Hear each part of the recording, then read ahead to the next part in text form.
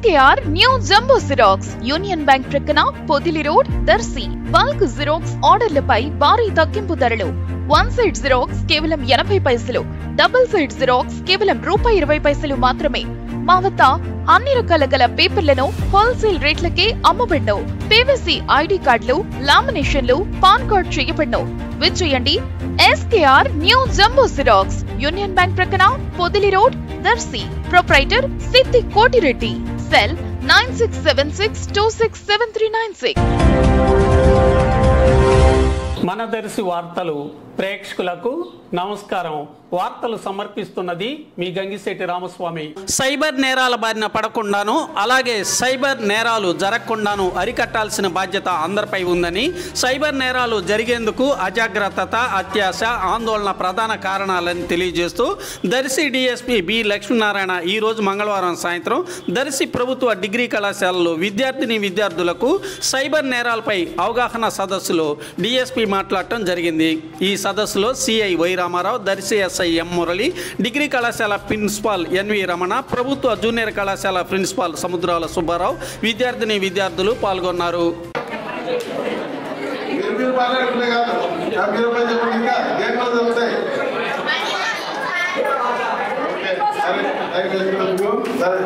మనకి సొసైటీలో సైబర్ నేరాలు జరిగేది మన రామారావు చెప్పినట్టు 3 మంకీస్ ఒకటి గుర్తుందా? 3 మంకీస్ అది.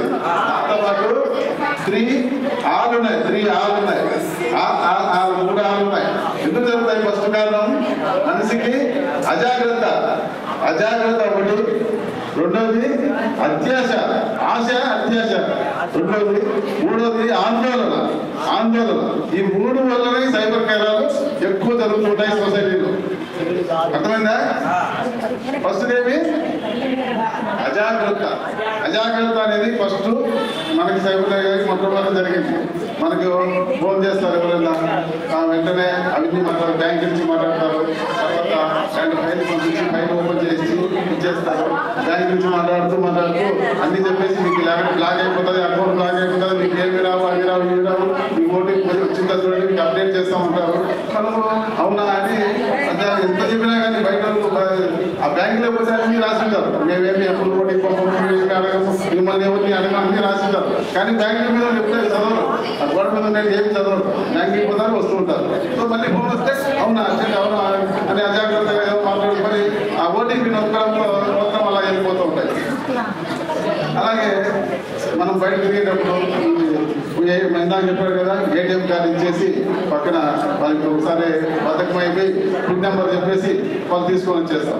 ఒకసారి ATM పిన్ నెంబర్ ఒకరికి తెలిసిపోయిన తర్వాత అది మళ్ళీ మీ దగ్గర ఉన్న ATM కార్డు తీసుకొని ఎప్పుడైనా చేయొచ్చు. లేదా మీ ATM నెంబర్తో కూడా ATM కార్డు ఇస్తావు, కార్డు నెంబర్తో నోట్ చేసి పెట్టుకొని మీ పిన్ ఎలాగ చెప్తావు, పిన్ నెంబర్ కూడా నోట్ చేసుకొని మీ ATM మీకు ఇచ్చేసి వెళ్ళిపోయి ఆ ATM కార్డు ఆ పిన్ నెంబర్తో కూడా ఆ ఊళ్ళో టెక్నాలజీ ఉపయోగించి మీ దగ్గర డబ్బులని దోసేసే ఛాన్స్ ఉంటుంది. సో అదే అజాగ్రత్త. అత్యాశ అంటే ఏంటి? ఇంకా ఆశ, అత్యాశ అంతా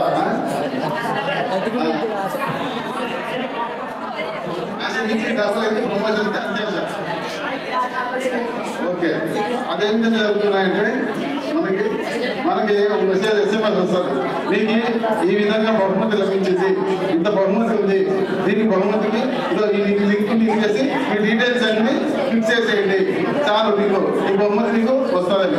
సో ఆ విధంగా ఒక లింక్ పంపించేసి మీకు ఈ టాటా ఇండియా వాళ్ళు లేకపోతే బ్యాంక్ వాళ్ళు కంపెనీ నుంచి ఈరోజు మాకు 25వ సంవత్సర వార్షికోత్సవ దినోత్సవం సందర్భంగా మీకు ఈ బహుమతి మా డ్రాలో మీకు మీ పేరే వచ్చింది, ఫస్ట్ బహుమతి మీకు ఇంత వస్తుంది, మేము ఈ లింక్ పంపిస్తాం, మీ డీటెయిల్స్ అన్ని దాంట్లో లింక్ ఓపెన్ చేసి ఫిల్ చేయండి చెప్తాం.